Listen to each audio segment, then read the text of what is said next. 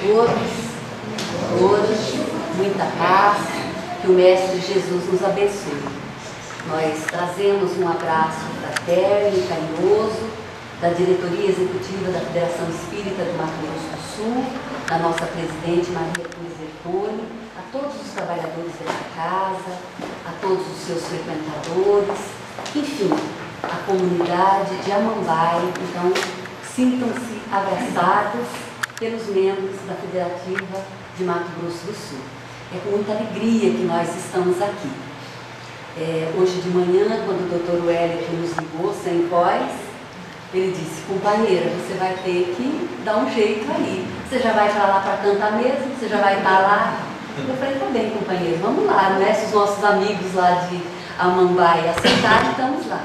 Então estamos aqui. É com muita honra que nós estamos aqui, né? Viemos com a caravana do Evangelho de Dourados, participar desse momento tão especial, desta festa tão fraterna e tão cara aos nossos corações.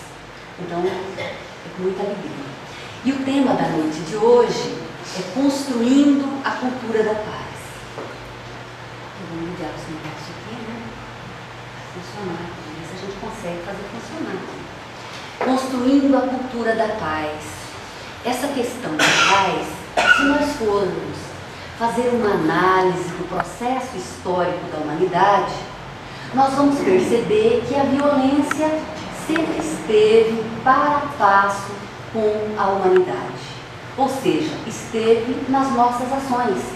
Se a gente for observar no livro de Gênesis, da Bíblia, né? Lá quando a gente fala a respeito da primeira família mitológica que está lá na Bíblia, o que nós vamos perceber? Que um irmão matou outro irmão, não é assim? Então nós vemos a violência desde a primeira família que foi constituída, lógico, primeira família mitológica constituída no planeta Terra. Então já houve ali um ato de violência. E aí a ONU, a Organização das Nações Unidas, era muito preocupada com essa questão da violência, com a questão do desamor. Então ela instituiu um Dia da Cultura da Paz. E esse Dia da Cultura da Paz é marcado como dia 21 de setembro, agora próximo. Então é comemorado o Dia da Paz pela ONU. E no Mato Grosso do Sul foi também instituído o Dia da Cultura da Paz. E eu tive a felicidade de colaborar na elaboração do texto dessa lei, por meio do deputado estadual Laerte Tetila.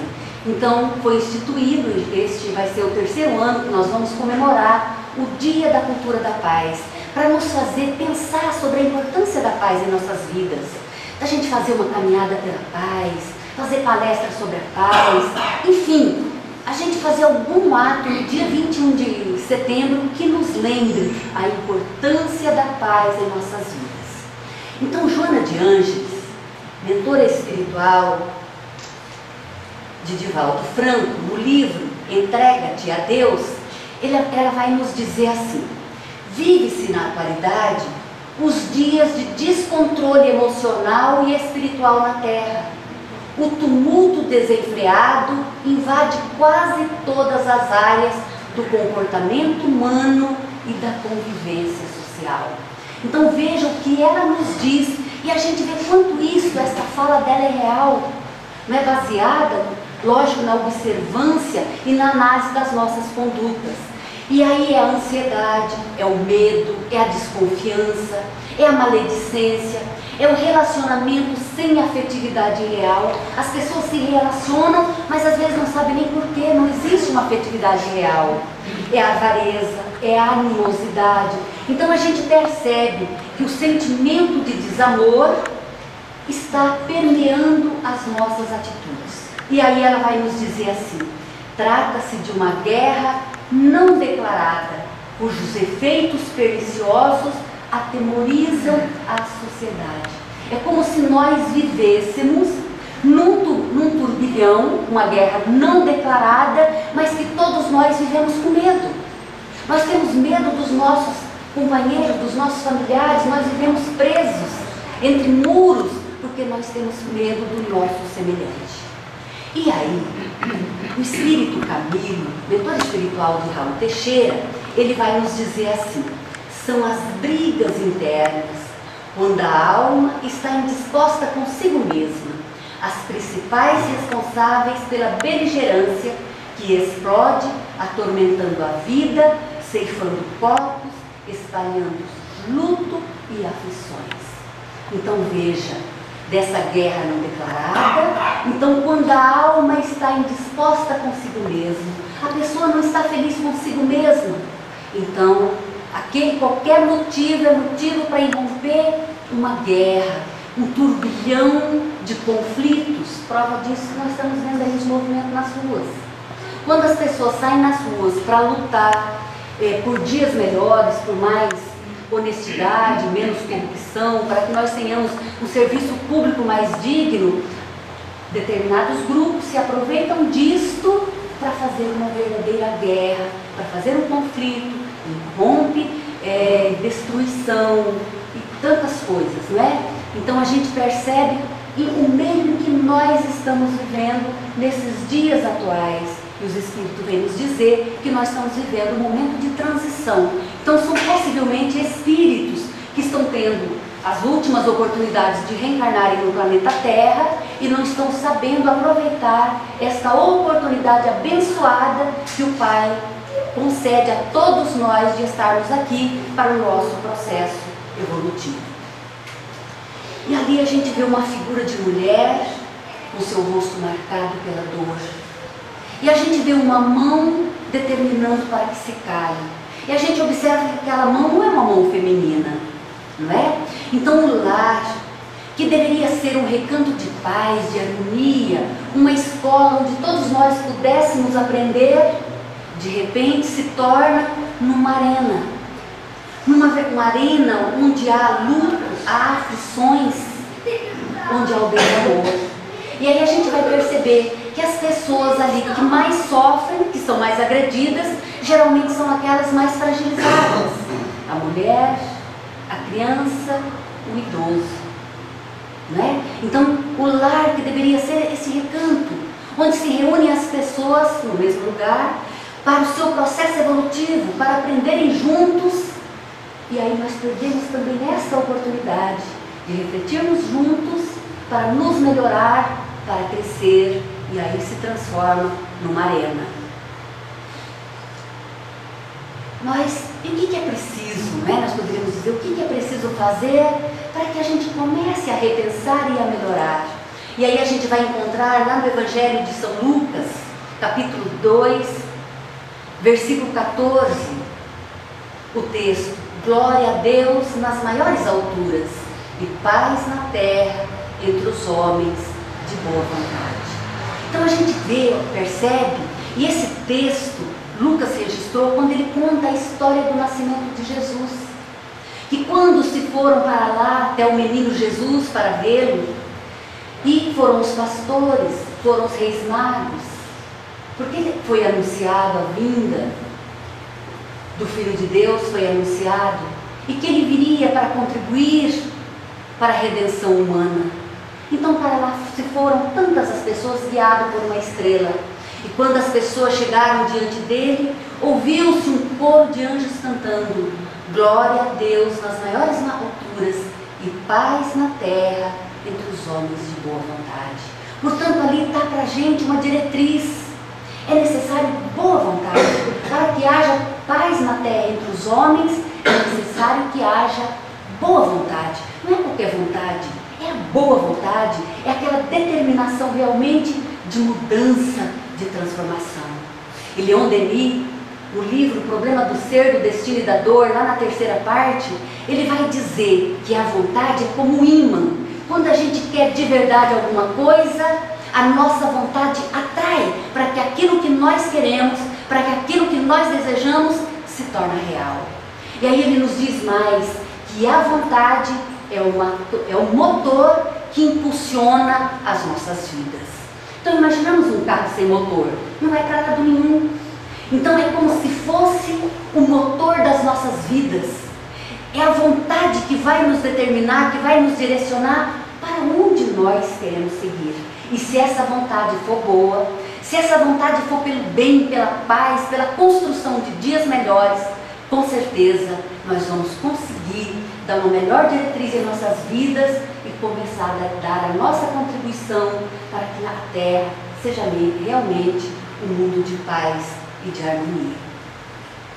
Aqui no livro Rumo Certo, do Espírito Emmanuel, psicografia de Francisco Cândido Xavier, Emmanuel vai nos dizer: reflete na importância de tua própria imortalidade e recorda, onde estejas, que a paz do teu ambiente começa invariavelmente em ti. Às vezes, a gente quer que o outro produza paz. A gente quer que o outro faça alguma coisa para que haja paz. Mas aqui Emmanuel nos recomenda que a paz começa invariavelmente por nós. Nós é que deveremos dar o primeiro passo para que haja então um mundo de paz e de harmonia. Então é muito comum a gente dizer que quando nós temos paz, a gente está no céu, não é assim? Quando a gente está em paz, eu estou no céu.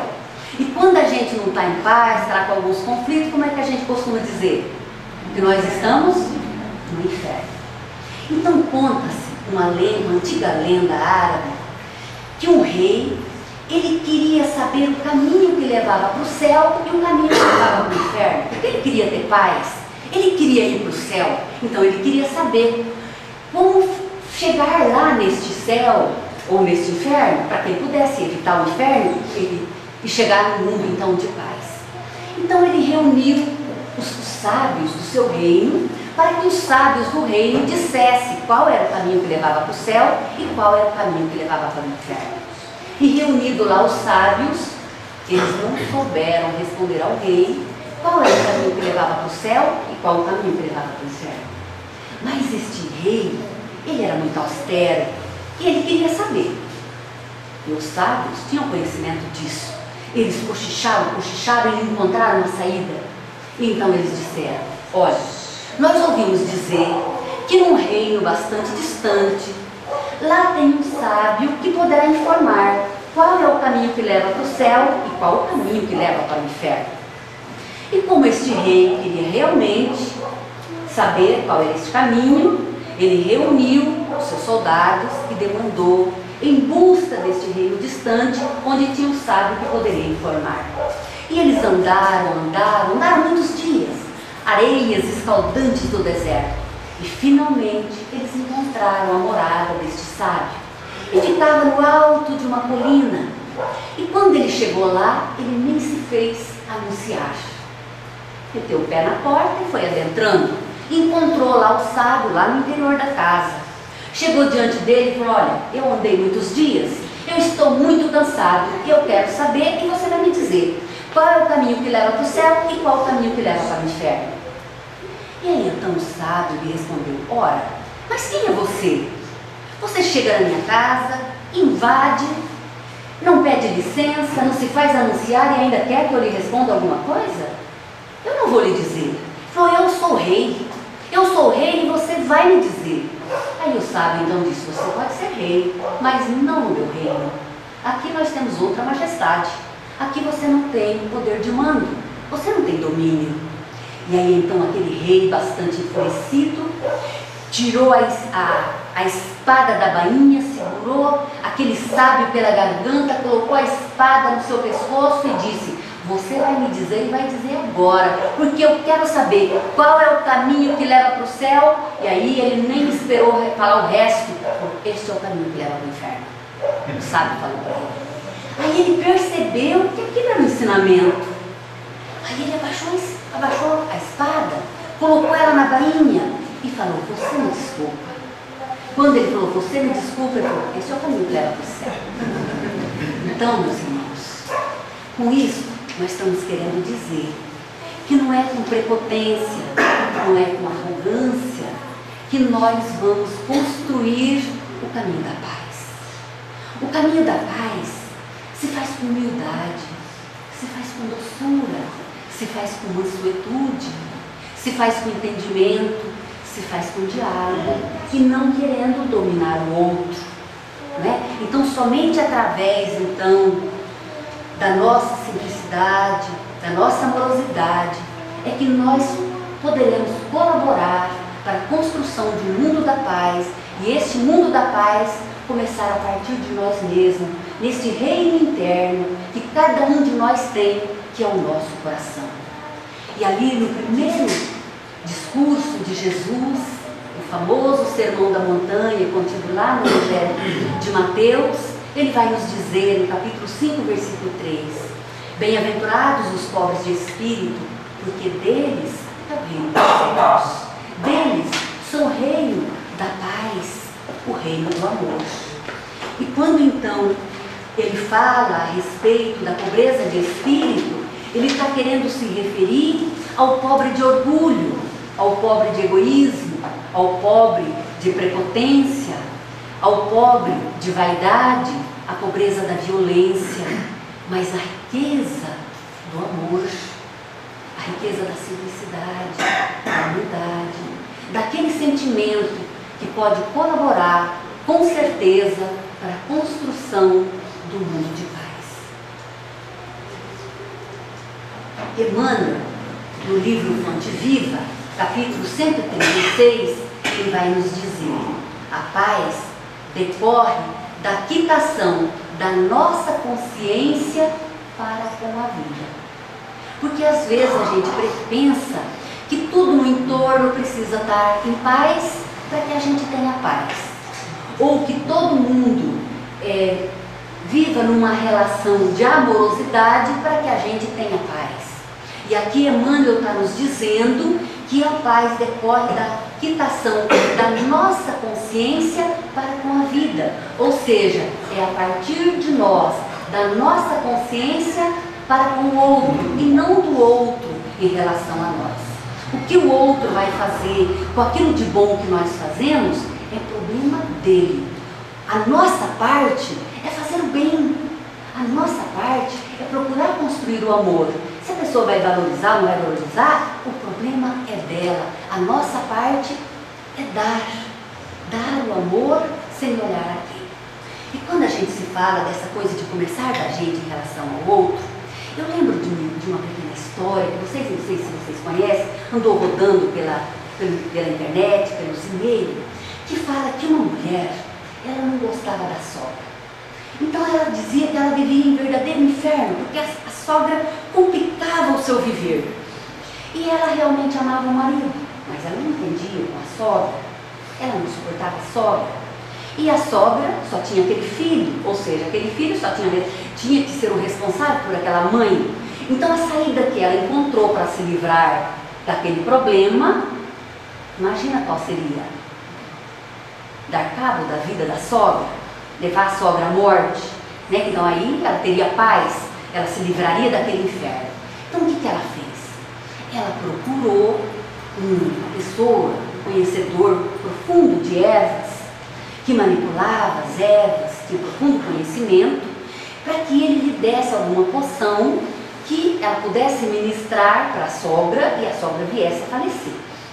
E aí ela contou para este naturalista dos problemas que ela tinha com a sogra, e falou do seu infortúnio, dos seus problemas, das suas dores, enfim, do seu inferno, que ela queria ter paz.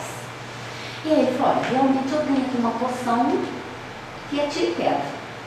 Se você ministrar ela, ela vai partir desta para melhor.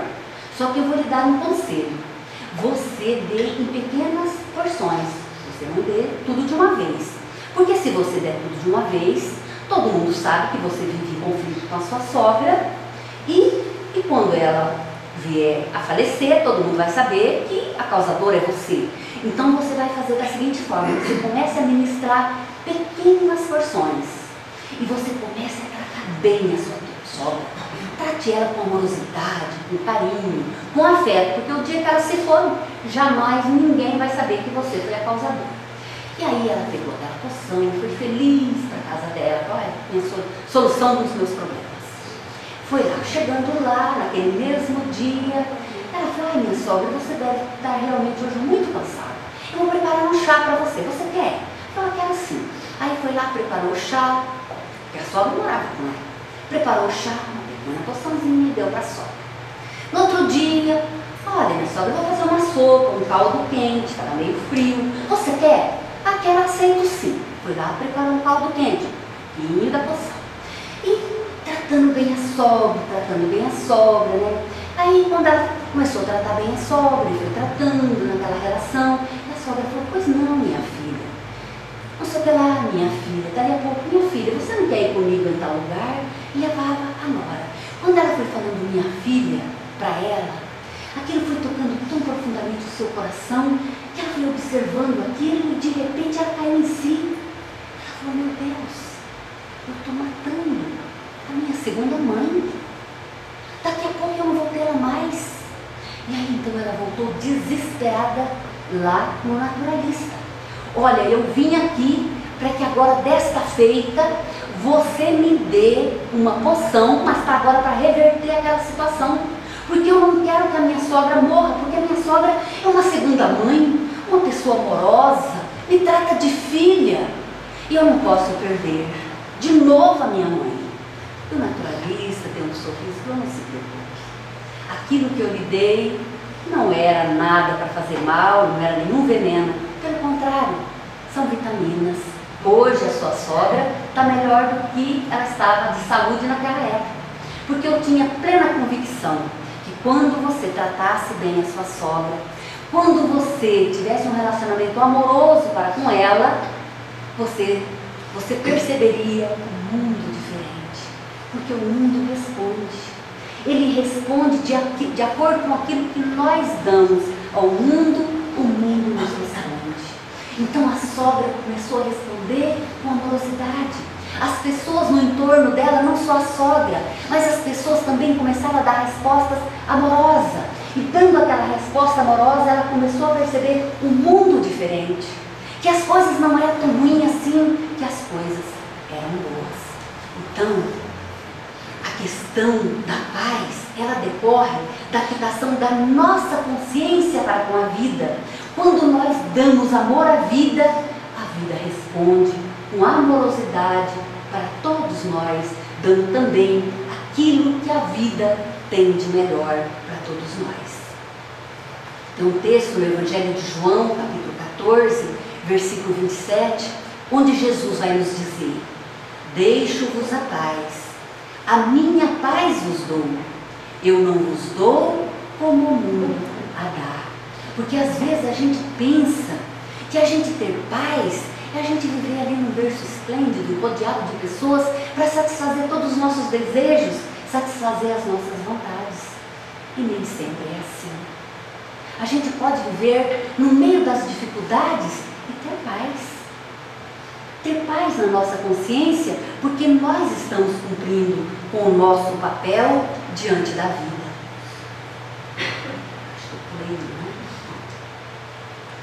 E aí, Emmanuel vai nos dizer, no livro Caminho, Verdade e Vida, na expressão comum, ter paz significa haver atingido a garantias exteriores, rodeando-se o homem de servidores, apodrecendo na ociosidade e ausentando-se dos movimentos da vida. Jesus não poderia endossar tranquilidade desse jaez, ou seja, desse gênero. Então não é isso. Às vezes são nos conflitos, são nas dificuldades que nós testamos a nossa capacidade de pacificação, a nossa capacidade de paz. E às vezes a gente pede: ai Senhor, ensina-me a ter paciência. E aí a providência divina manda aquele filho difícil, que é aquela coisa, né? Aí a gente fica, né? Ai meu Deus. Mas quando é que a gente desenvolve a paciência, a tolerância e a paz? Não é nos conflitos? Não são nas dificuldades que a gente consegue exercitar a nossa paz, a nossa mansuetude, não é? Então é por isso que Emmanuel nos chama a atenção. Então não é ausência de conflito, não é ausência de dificuldade, quando Jesus disse isso: eu deixo-vos a minha paz. Não é nesse sentido, não é? E ainda, no Evangelho de João, capítulo 16, versículo 33, Jesus vai nos dizer: tenho-vos dito estas coisas para que tenha paz em mim, pois no mundo tereis aflições, mas animai-vos, eu venci o mundo. Então veja, Jesus, modelo e guia de nossas vidas, né? O grande paradigma para todos nós. Então ele está nos dizendo que aqui na Terra nós vamos ter, sim, problemas, nós vamos ter aflições, porque a Terra ainda é um mundo de prova e de expiação. Estamos nesse processo de transição para um mundo regenerativo, mas ainda temos aflição, ainda temos dificuldades, não é? Mas Jesus fala, eu venci o mundo, e nós somos capazes de vencer, porque ele diz, vós sois deuses, vós sois luzes, vós podeis fazer tudo aquilo que eu faço e até muito mais. Então vai depender da nossa vontade, como nos diz Leon Denis, vai depender da nossa vontade, este motor que impulsiona a nossa vida, este imã que pode atrair coisas positivas para que a gente possa superar as nossas adversidades, as nossas dificuldades e contribuir para essa construção, então, da paz no nosso interior. Paulo de Tarso, na Epístola aos Efésios, capítulo 4, versículo 36, ele vai nos dizer, irai-vos, mas não pequeis, não ponhais o sol sobre a vossa ira. Então, sabedor das nossas condições ainda espirituais, que ainda espíritos que estamos aqui e que erramos, que caímos muitas vezes, Paulo vai nos dizer, irai-vos. E aí ele acrescenta, mas não pequeis. Porque às vezes a gente se irrita, a gente se magoa, mas isso não nos dá o direito de nós pecarmos contra o nosso irmão. Isso não nos dá o direito de ferir, de magoar o outro, não é? E aí ele acrescenta, não ponhais o sol sobre a vossa ira. Ou seja, não deixar para amanhã fazer a paz com aqueles que estão sentindo qualquer sentimento de desamor em relação a nós. Então vamos tentar construir a paz enquanto estamos com o outro ao caminho, como nos recomenda Jesus. Porque senão depois podemos nós desencarnar ou ele desencarnar, e às vezes, dependendo do grau evolutivo, vira o espírito obsessor um do outro, não é certo? O espírito desencarnou aqui, cheio de mágoa, de ressentimento para conosco, vai para o lado de lá, e depois de lá começa a nos obsediar, atrair ainda outros espíritos imperfeitos para criar uma situação conflituosa para nós. Então é necessário que nós busquemos refazer, reconciliar com os nossos adversários.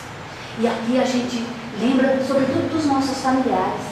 Às vezes a gente discute, a gente fala áspero e depois a gente fica com vergonha daquilo que a gente falou. E aí não quer dar o braço a torcer, e aí fica aquela queda de braço. Um não quer conversar, não, foi fulano, falou, e eu não vou falar, ele tem que falar primeiro. E o outro não, ele tem que falar primeiro. E aquele negócio vai se prolongando. E passam dias, e a gente perdendo essa excelente oportunidade de convívio fraterno, de convívio amoroso. Quantas pessoas, quantos casais às vezes se separam, porque um ofendeu o outro, não pediu perdão, não conversou, e vai deixando passar os dias. E os dias vão passando, vai se passando, dali a pouco eles perderam aquela coisa, aquela liga. E de repente vem a separação, por falta de um entendimento que poderia chegar.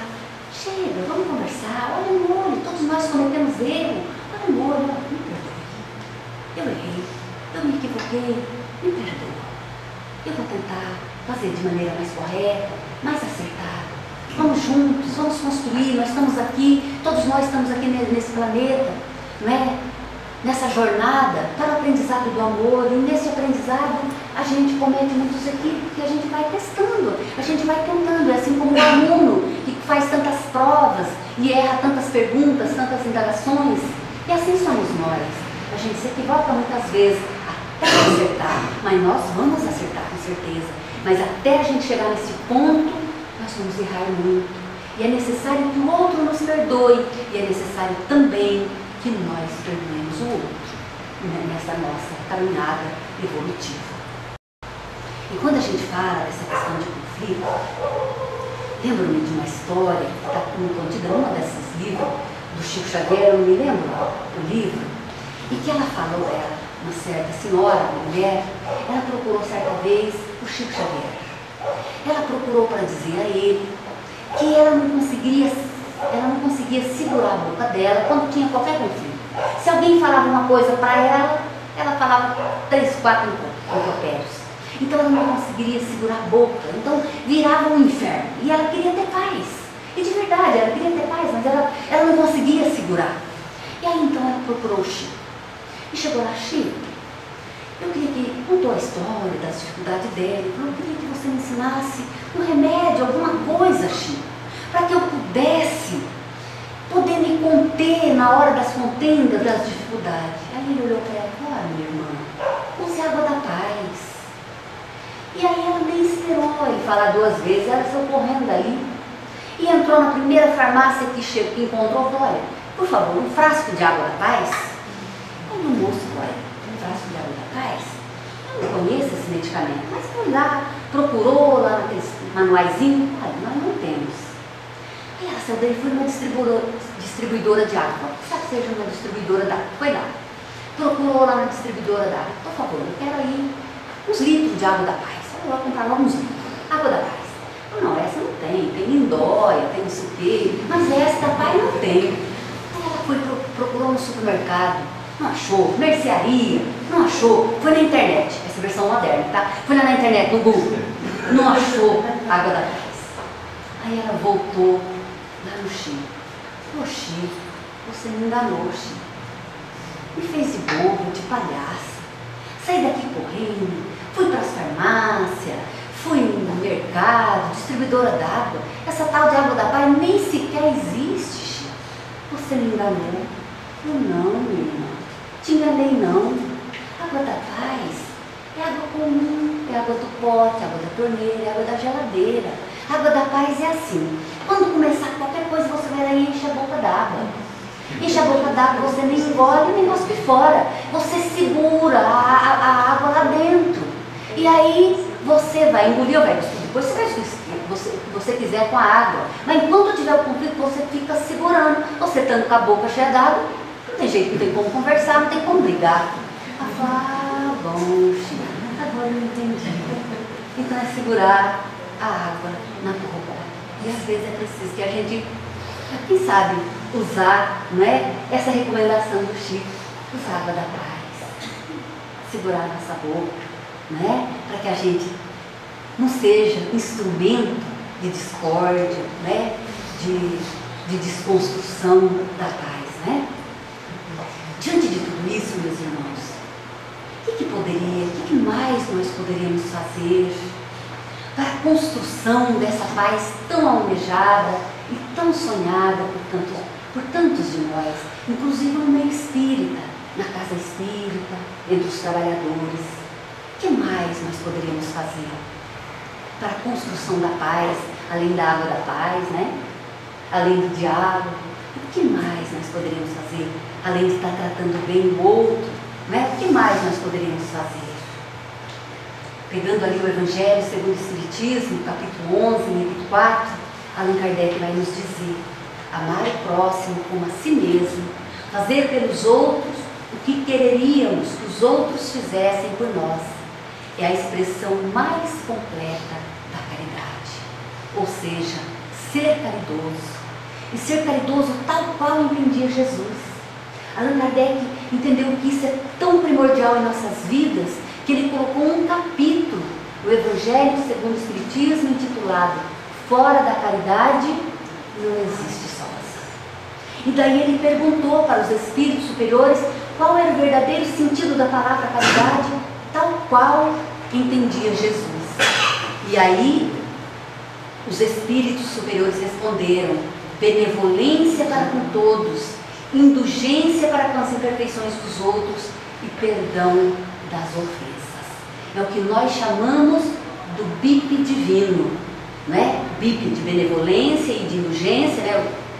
E o P de perdão, é o BIP divino, que nós temos que estar ligado 24 horas com esse BIP, não se esquecer disso, ser benevolente para com o outro, ser indulgente e perdoar as ofensas, para que a gente possa então ter paz, ter aquilo que o Frei Beto está falando. Ele está difundindo aí um conceito, uma ideia nova de alteridade, né?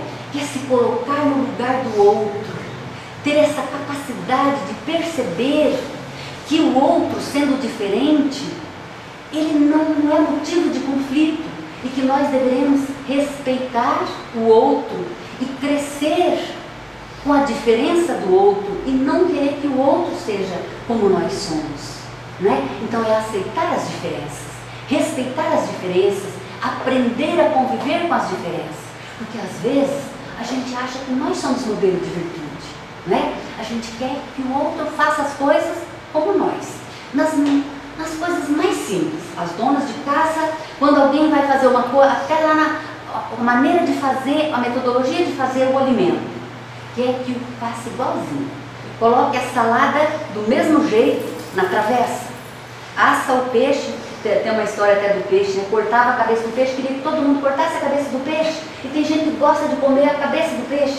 Cortava a cabeça do peixe e jogava fora. E aí criava conflito, porque um queria cabeça, o outro queria o peixe sem cabeça. Então, vê, às vezes até nas coisas mais simples, a gente quer que o outro faça. E assim tudo. A gente pensa que nós somos modelos de perfeição. E a gente faz sempre melhor que o outro.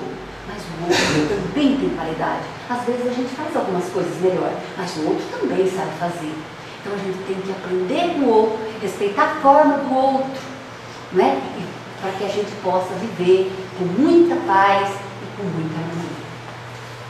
Temos ainda aqui Joana de Ângeles nos recomendando prece e meditação. Para a construção da paz, prece e meditação. E ela vai nos dizer assim: o ideal de paz é inerente a todos os seres humanos, que o deve ampliar por meio da oração, de recolhimento interior, da meditação que renova e revitaliza as energias. A gente precisa parar alguns momentos para reflexão, repensar sobre o nosso agir, refletir sobre os nossos procedimentos e buscar a prece, buscar a oração, porque ela nos fortalece nesse processo. E aí Allan Kardec, falando a respeito da prece, Allan Kardec perguntou, lá em O Livro dos Espíritos, questão 660, a prece torna o homem melhor? E os espíritos superiores responderam, sim, pois aquele que ora com fervor e confiança se torna mais forte. É um socorro que jamais lhe é recusado quando pedido com sinceridade. Então nós não deveremos deixar de aproveitar desse instrumento valioso, prece e meditação, para a nossa melhoria, para a nossa fortaleza, para a construção do mundo de paz.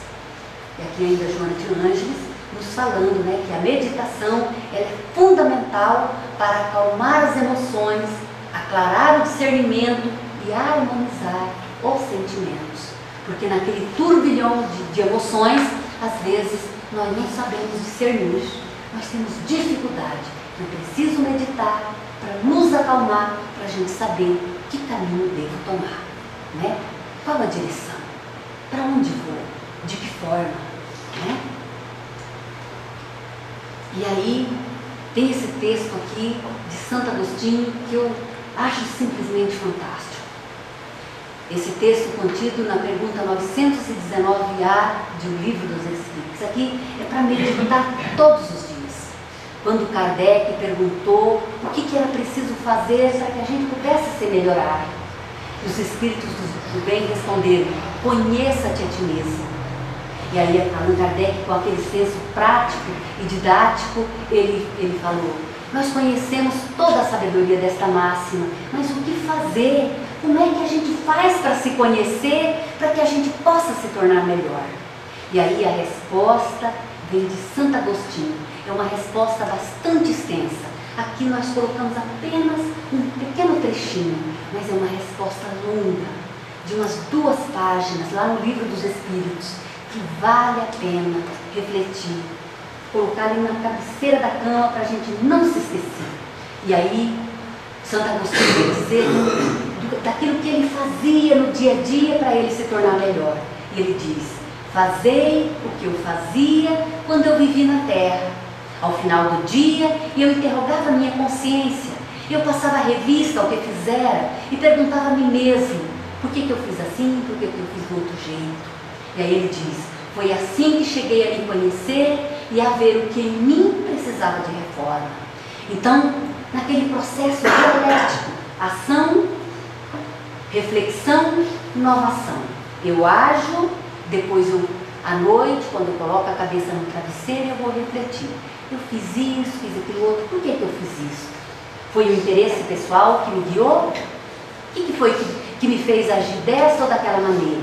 E aí ele fala que foi assim que ele passou a se conhecer, conhecendo as suas limitações, conhecendo as suas possibilidades e vendo nele aquilo que ele precisava ser melhorado e se tornar então um homem de bem, um homem de paz. Um outro instrumento valioso é o Evangelho no lar.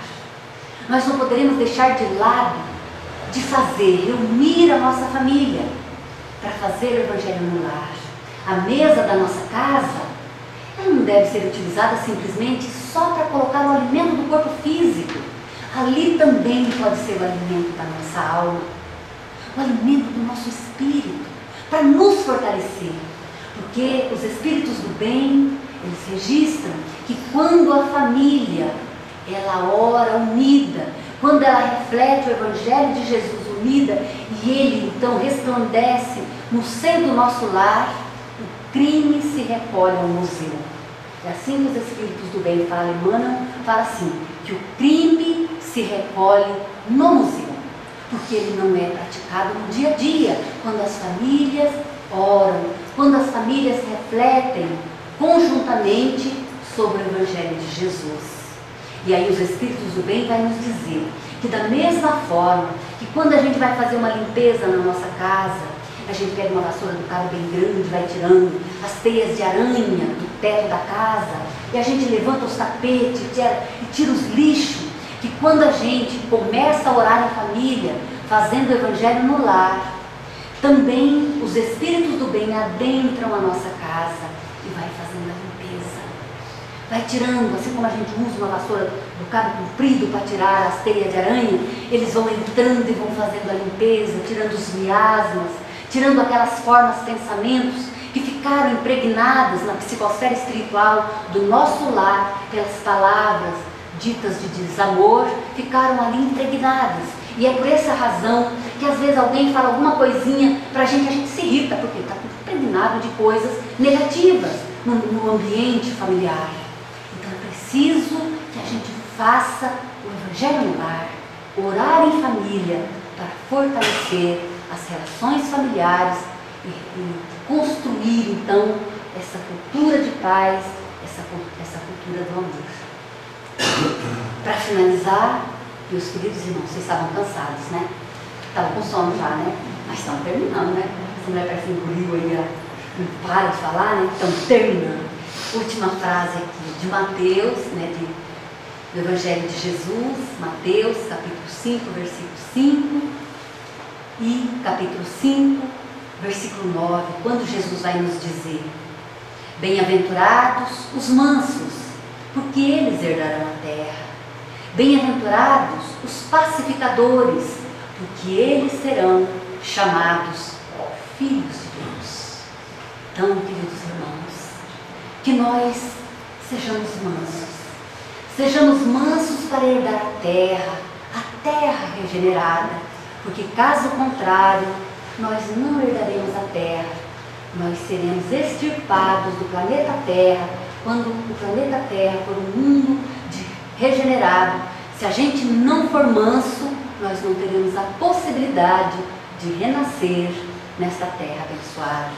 E bem-aventurados os pacificadores, porque eles serão chamados os filhos de Deus. Que todos nós possamos ser os pacificadores, os filhos de Deus.